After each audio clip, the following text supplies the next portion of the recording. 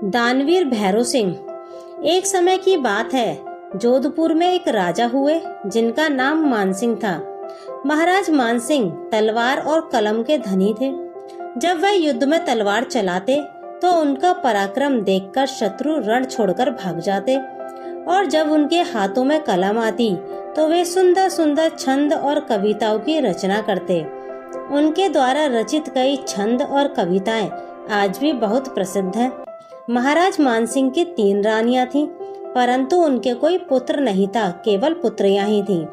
एक दिन राजा मानसिंह अपने दरबार में बैठे हुए अपने मंत्रियों से बातचीत कर रहे थे। उनके दरबार में एक चारण कवि थे। वे गंभीर मुद्रा में बैठे हुए विचार कर रहे थे। राजा मानसिंह ने उनसे पूछा, कविराज, आप इतने चिंतित क्यों दिखाई दे रहे हैं? कवि बोले, महाराज, मैं मारवाड़ के भविष्य को लेकर चिंतित हूँ। महाराज ने पूछा, क्या कारण है आपकी चिंता का? कवि बोले, महाराज, आपके कोई पुत्र संतान नहीं है, इसलिए आपके बाद मारवाड़ का अगला राजा कौन होगा, इसको लेकर मैं क्या सभी देशवासी चिंतित हैं। महाराज बोले, यह तो प्रभु की इच्छा है, यदि बेटा होना होगा तो हो जाएगा, और अगर नहीं होगा तो इसमें हम क्या कर सकते हैं। कवि बोले, महाराज, यदि आप हमारी सलाह माने तो निश्चित ही आपके पुत्र संतान उत्पन्न हो सकती है। महाराज बोले, अवश्य बताइए। कवि बोले, महाराज, पोखरण के पास में एक भाटियों का गांव है। वे लोग बहुत गरीब हैं। वहां की एक सुंदर सुशील लड़की है। यदि आप वहां विवाह कर लें तो मैं आपको विश्वास दिलाता हूँ, आपके निश्चित ही पुत्र संतान उत्पन्न होगी। महाराज मानसिंह राजी हो गए। अगले दिन कवि के बताए हुए घर में महाराज मानसिंह के विवाह का प्रस्ताव भेजा गया। मारवाड़ के राजा का विवाह प्रस्ताव आने पर सभी लोग सहर्ष विवाह के लिए राजी हो गए। शुभ तिथि देखकर विवाह निश्चित किया गया और नियत तिथि पर विवाह संपन्न हो गया। इस प्रकार एक गरीब परिवार की लड़की विवाह के पश्चात रानी बनकर जोधपुर के राजमहल पहुंच गई। वह एक बहुत ही समझदार लड़की थी। भाटियों के यहाँ प्रथा थी कि विवाह के बाद बहन का भाई बहन के घर ही उसके ससुराल आता है और कुछ समय तक वहीं रुकता है। उस लड़की का एक भाई था जिसका नाम भैरव सिंह था। वह भी अपनी बहन के साथ राजमहल में आ गया। भैरव सिंह भी एक साधारण ग्रामीण व्यक्ति था। वह पहली बार ही किसी राजमहल में आया था। महाराज के विवाह के भोज में नव विवाहित रानी के भाई, महाराज के भाइयों और अन्य रिश्तेदारों के साथ बैठे। एक साधारण ग्रामीण व्यक्ति को अपने साथ भोज में बैठा देखकर राजा के रिश्तेदार भैरव सिंह का उपहास करने लगे। भैरव सिंह को गुस्सा तो बहुत आया, पर वह उनको कुछ कह न सके। रिवाज के अनुसार भैरव सिंह को कुछ दिनों तक उसी राजमहल में रहना था। इसी बीच राजा के भाई और परिजन भैरव सिंह को किसी न किसी बात को लेकर परेशान किया करते थे और उनका मजाक उड़ाया करते थे। एक दिन भैरव सिंह के सब्र का बांध टूट गया और उन्होंने राजा के भाइयों को खरी खोटी सुना दी। इस पर राजा के भाई बोले, यह तो हमारे महाराज ने तुम्हारी बहन से शादी कर ली, इसलिए हम तुम्हें अपने पास बैठाते हैं, नहीं तो तुम जैसे लोगों की औकात नहीं कि तुम राजमहल में कदम भी रख सको। यह बात सुनकर भैरव सिंह को बहुत बुरा लगा। भैरव सिंह ने जाकर अपनी बहन को ये बात बताई कि राजा के रिश्तेदार उससे ऐसा व्यवहार करते हैं। रानी बोली, भैया तुम चिंता मत करो, मैं इस बारे में महाराज से बात करूंगी। उस दिन जब राजा मानसिंह आए तो रानी रूठी हुई थी। महाराज मानसिंह ने उनसे पूछा, क्या बात है रानी सा, आप क्यों रूठी हुई हैं? रानी बोली, महाराज, आपके भाई मेरे भाई के साथ बहुत बुरा व्यवहार करते हैं क्योंकि हम लोग गरीब हैं। महाराज, यदि आपको हमारी गरीबी से इतनी ही दिक्कत है तो आपने मुझसे विवाह ही क्यों किया? हम तो आपके पास रिश्ता लेकर नहीं आए थे, आप ही ने हमारे पास विवाह का प्रस्ताव भेजा था। क्या आपने हमारी गरीबी का मजाक उड़ाने के लिए हमसे विवाह किया है? महाराज बोले, रानी सा, मैंने तो कभी आपके भाई का अपमान नहीं किया, और यदि मेरे भाई उनका अपमान करते हैं तो मैं उन्हें अच्छे से समझा दूंगा। आगे से वे लोग ऐसा नहीं करेंगे। इसके अलावा मैं तो केवल यही कर सकता हूँ कि आपके भाई को धन दे दूं जिससे वह अपनी गरीबी दूर कर सकें। फिर उन्हें कोई कुछ नहीं कहेगा। यह कहकर महाराज ने अपने खजांची को बुलाया और उसे आदेश दिया कि आज के बाद भैरव सिंह राजकोष से जितना भी धन ले जाना चाहें उन्हें ले जाने दें, कोई उन्हें कुछ नहीं कहेगा। इसके बाद रानी ने अपने भाई भैरव सिंह को बुलाया और कहा, भाई तुम्हें जितना भी धन चाहिए तुम राजकोष से ले जाओ, तुम्हें कोई भी नहीं रोकेगा, परंतु एक बात का हमेशा ध्यान रखना, इस धन का इस्तेमाल अपने घर में बिल्कुल मत करना।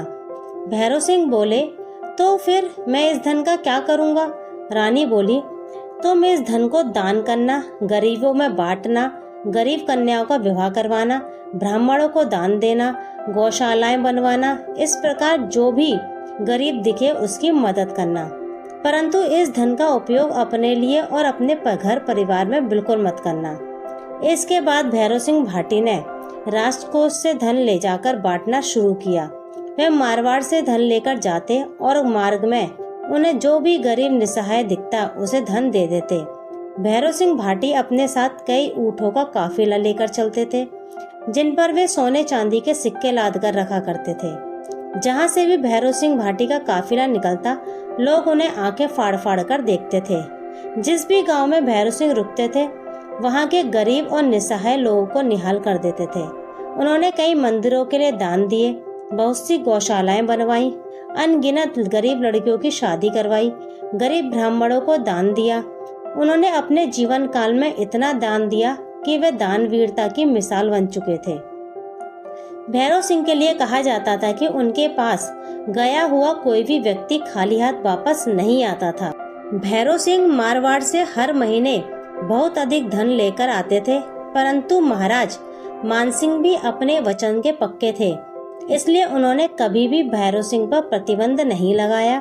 कालांतर में महाराज मानसिंह को भाटी रानी से एक पुत्र रत्न की प्राप्ति हुई, परंतु शायद महाराज मानसिंह के भाग्य में पुत्र का सुख नहीं लिखा था, इसलिए बालपन में ही उस बालक की मृत्यु हो गई।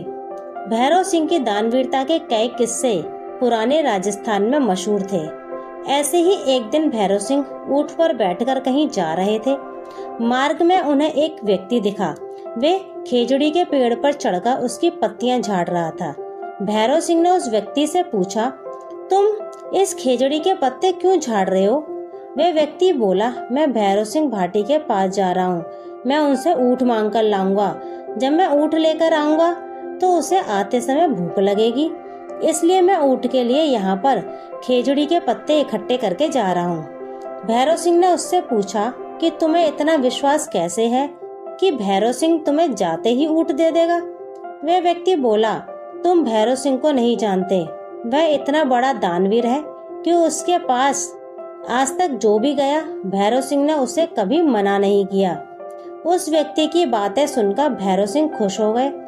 भैरव सिंह ऊँट से उतरे और कहा, मैं ही भैरव सिंह हूँ और यह लो मेरा ऊँट, इसे तुम रख लो। भैरव सिंह उस व्यक्ति को अपना ऊँट देकर पैदल ही अपने घर के लिए रवाना हो गए। ऐसे ही एक बार भैरव सिंह के साले की शादी थी।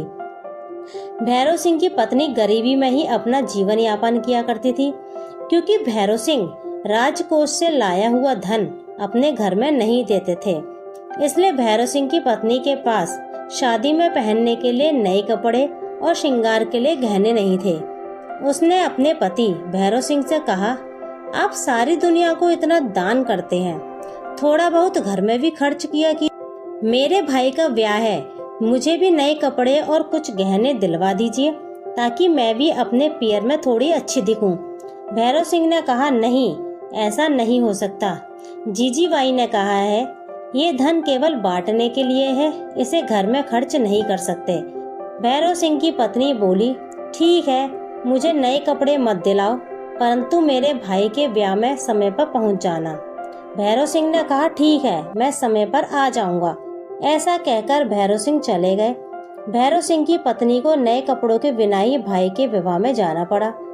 पियर पहुंचकर भैरव सिंह की पत्नी ने देखा, भाई के ब्याह की जोर शोर से तैयारियां हो रही हैं। सभी रिश्तेदार आए हुए थे। सभी ने सुंदर सुंदर वस्त्र पहने हुए थे। सभी एक दूसरे के वस्त्रों की तारीफ कर रहे थे। संगीतकार संगीत गा रहे थे, ढोली ढोल बजा रहे थे। लोग संगीत की धुन पर नाच रहे थे, शहनाइयां बज रही थी। लेकिन ऐसे माहौल में भैरव सिंह की पत्नी, जो घर के पुराने कपड़े पहने थी, बहुत असहज महसूस कर रही थी। इसलिए वह चुपचाप एक कोने में गुमसुम बैठी हुई थी। उसके पास एक बूढ़ी महिला बैठी थी। उसने पूछा, तुम यहाँ कोने में गुमसुम क्यों बैठी हो? तुम्हारे भाई का विवाह है और तुमने अभी तक अच्छे वस्त्र और गहने भी नहीं पहने, श्रृंगार भी नहीं किया और तुम्हारे पति भी नहीं दिखाई दे रहे। क्या हुआ, वे तुम्हारे साथ नहीं आए? क्या तुम्हारी उनसे बनती नहीं? भैरव सिंह की पत्नी फीके मन से बोली, मेरी अपने पति से बहुत अच्छी बनती है। वह शाम तक शादी में आने वाले हैं और मैंने ये जो कपड़े पहने हैं ये नए ही तो हैं, इनमें क्या बुराई है? और मेरे सबसे कीमती गहने तो मेरे पति खुद हैं। उनके रहते मुझे किसी अन्य गहने की जरूरत नहीं। इतने में लोगों का शोर सुनाई दिया। भैरव सिंह आ रहे हैं। यह सुनकर सभी संगीत बजाने वाले, नाचने गाने वाले, ढोल बजाने वाले, शहनाई बजाने वाले सभी उठकर बाहर की ओर भागे और भैरव सिंह के स्वागत में जाकर खड़े हो गए। भैरव सिंह ऊँटों पर सोने चांदी के बोरे लाद कर ला रहे थे और दोनों हाथों से धन लुटाते आ रहे थे। शादी के घर की पूरी महफिल उठकर भैरव सिंह का स्वागत करने चली गई। भैरव सिंह ने अपने ससुराल में सभी को इतना धन लुटाया कि उनकी कई पीढ़ियों का इंतजाम हो गया। घर के दरवाजे पर पहुंचते पहुंचते भैरव सिंह का सारा धन समाप्त हो गया। दरवाजे पर पहुंचकर जब भैरव सिंह ऊँट से उतरे तो उनकी सास ने आरती का थाल लेकर उनका स्वागत किया। उसी समय किसी ने भैरव सिंह की शान में एक दोहा बोला। भैरव सिंह के पास उसे देने के लिए कुछ नहीं था, तो भैरव सिंह ने अपने कान के सोने के गोखरू उतारे और उस व्यक्ति को दे दिए। भैरव सिंह भाटी के विषय में एक दोहा कहा जाता है, समुंदर सूख ध्रुव डिगे, पच्छम उगे भाड़, जय भाटी भेरू नटे, उलट पड़े आसमान। इसका मतलब समुंदर सूख सकता है, ध्रुव तारा अपनी जगह से हट सकता है, सूरज पश्चिम से उग सकता है, लेकिन भैरव सिंह किसी को कुछ देने से मना नहीं कर सकता।